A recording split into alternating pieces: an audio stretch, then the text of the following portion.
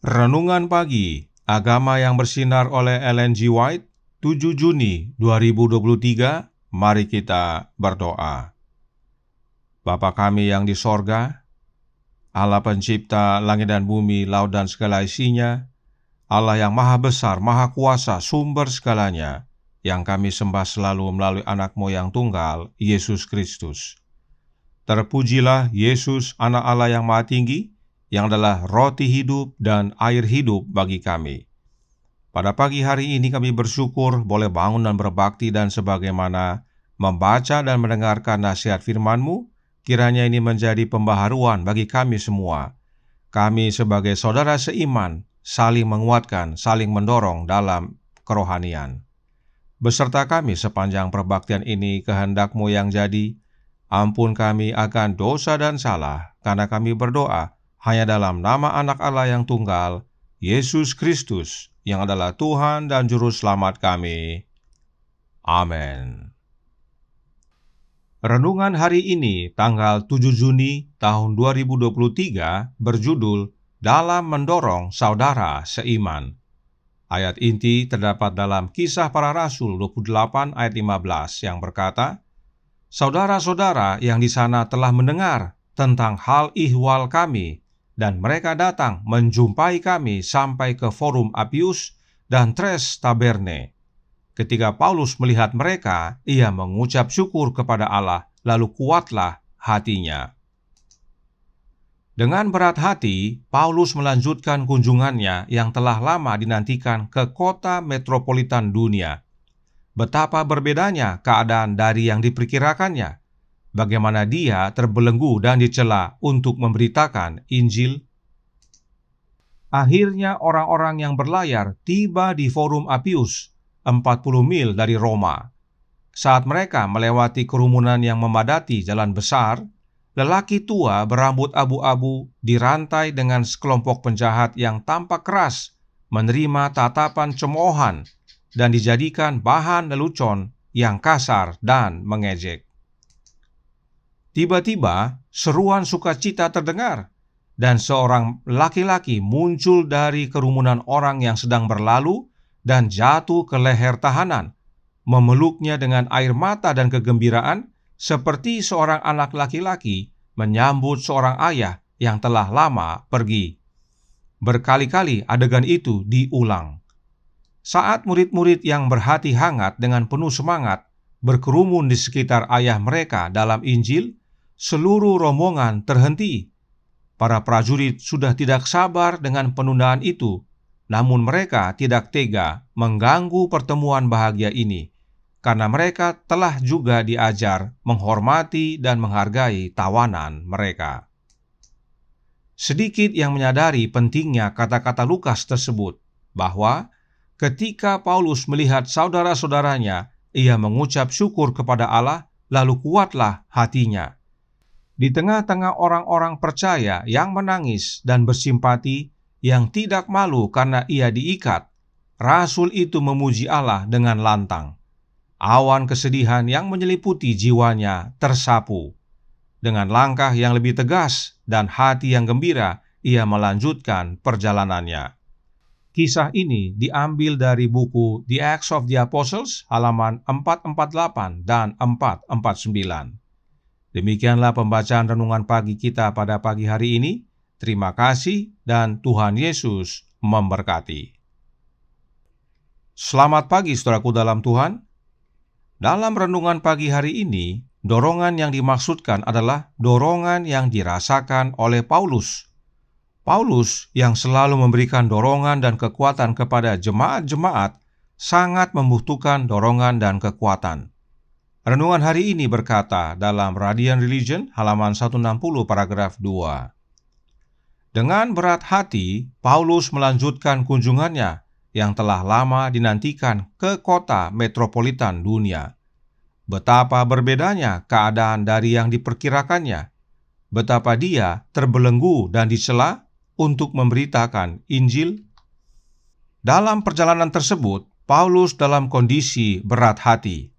Tetapi tiba-tiba seruan sukacita terdengar, dan seorang laki-laki muncul dari kerumunan orang yang sedang berlalu dan jatuh ke leher tahanan, yaitu ke leher Paulus, memeluknya dengan air mata dan kegembiraan, seperti seorang anak laki-laki menyambut seorang ayah yang telah lama pergi. Berkali-kali adegan itu diulang. Oleh karena hal ini, Roh Nubuat berkata dalam The Acts of the Apostles, halaman 449 paragraf pertama, kehidupan Kristennya telah mengalami pencobaan, penderitaan, dan kekecewaan yang berurutan. Tetapi pada saat itu, dia merasa dibalas dengan limpah. Tidak hanya satu orang yang memberi kekuatan kepada Paulus.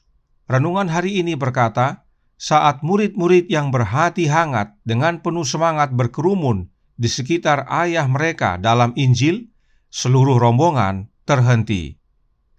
Oleh perhatian yang diberikan oleh para murid yang di Roma, Paulus yang tadinya berat hati sekarang merasakan kelegaan yang melimpah. Karenanya, The Acts of the Apostles halaman 449 paragraf pertama melanjutkan. Dengan langkah yang lebih tegas dan hati yang gembira, ia melanjutkan perjalanannya.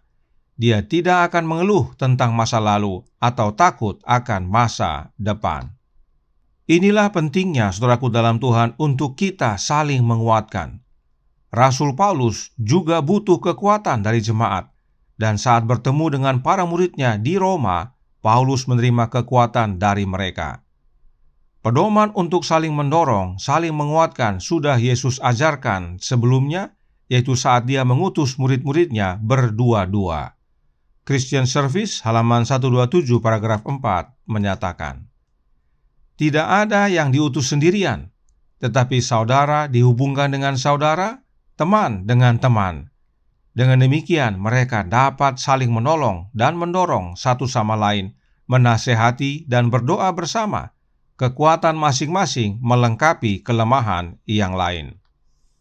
Adalah tujuan Yesus bahwa para utusan Injil, yaitu kita semua, harus bekerja dengan cara ini, yaitu bekerja diutus berdua-dua, agar dapat saling menguatkan dalam pelayanan kepada Allah Bapa dan Anaknya. Sebab, The Present Truth tanggal 1 September tahun 1849 paragraf 1 berkata, dalam masa pengadilan pemeriksaan ini, kita perlu didorong dan dihiburkan oleh satu sama lain. Sekarang godaan setan lebih besar daripada sebelumnya, karena dia tahu bahwa waktunya singkat, dan bahwa segera setiap kasus akan diputuskan, baik untuk hidup atau mati. Masih dalam paragraf yang sama, Roh Nubuat berkata, tidak ada waktu untuk tenggelam di bawah keputusasaan dan pencobaan sekarang, tetapi kita harus menanggung semua penderitaan kita dan percaya sepenuhnya pada Allah Yakub yang perkasa. Karenanya, saudaraku dalam Tuhan, Counsels for the Church halaman 194 paragraf 5 berkata, beberapa kata yang memberi semangat atau sedikit bantuan pada waktu yang tepat dapat membawa mereka mengatasi masalah dan keputusasaan mereka, dan kepuasan yang akan mereka peroleh dari melihat tugas yang mereka lakukan telah selesai akan mendorong mereka untuk mengerahkan upaya yang lebih besar. Inilah yang Paulus rasakan, saudaraku dalam Tuhan. Awalnya dia berat hati dalam melanjutkan kunjungannya ke metropolitan dunia.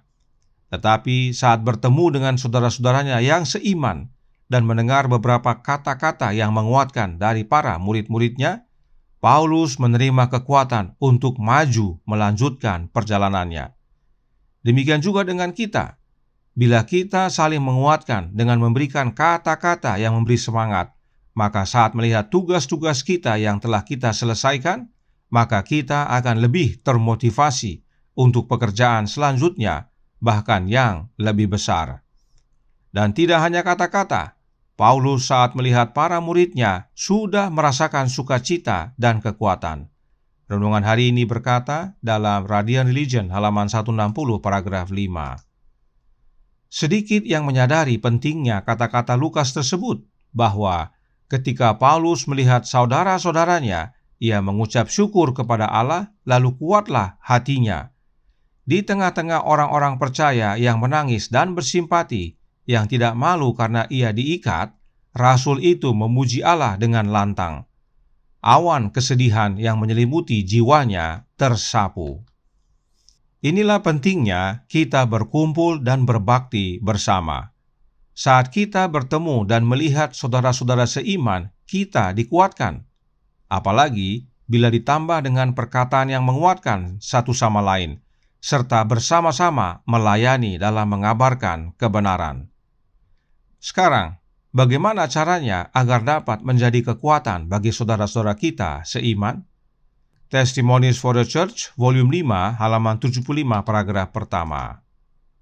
Roh Kristus hendaknya mengendalikan karakter dan tingkah laku kita sedemikian rupa sehingga pengaruh kita boleh senantiasa memberkati, mendorong, dan meneguhkan. Pikiran kita, perkataan kita, tindakan kita harus bersaksi bahwa kita dilahirkan dari Allah dan bahwa damai sejahtera Kristus memerintah di dalam hati kita.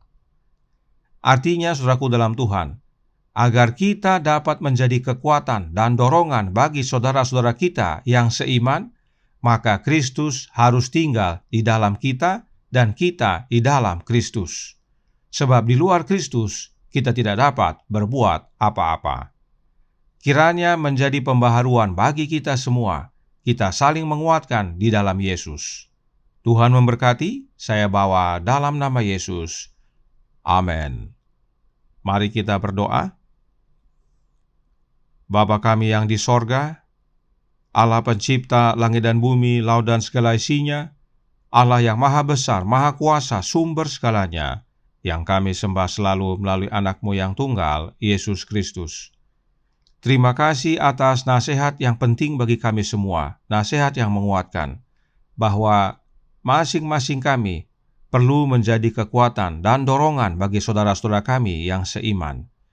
Kami perlu saling menguatkan dengan sering bertemu, berkumpul bersama, demikian juga dengan mengucapkan kata-kata yang menguatkan. Sebab kami bisa saja seperti Paulus sedang dalam keadaan berat hati. Karenanya tolong kami ya Bapa. Curahkan roh anak-Mu dalam hati ini, sebab hanya oleh kehadiran roh Kristus, maka Kristus tinggal dalam hati kami dan kami dalam Kristus, dan itulah yang memampukan kami menjadi umat-umat yang boleh memberikan kekuatan bagi sesama, yang mendorong dalam kerohanian agar tetap maju sebagaimana Paulus. Dan kami bersama-sama boleh bekerja untuk mengabarkan kebenaran kepada dunia. Beserta kami ya Tuhan sepanjang hari ini kehendak-Mu yang jadi, ampun kami akan dosa dan salah, karena kami berdoa hanya dalam nama anak Allah yang tunggal, Yesus Kristus, yang adalah Tuhan dan Juru Selamat kami. Amin.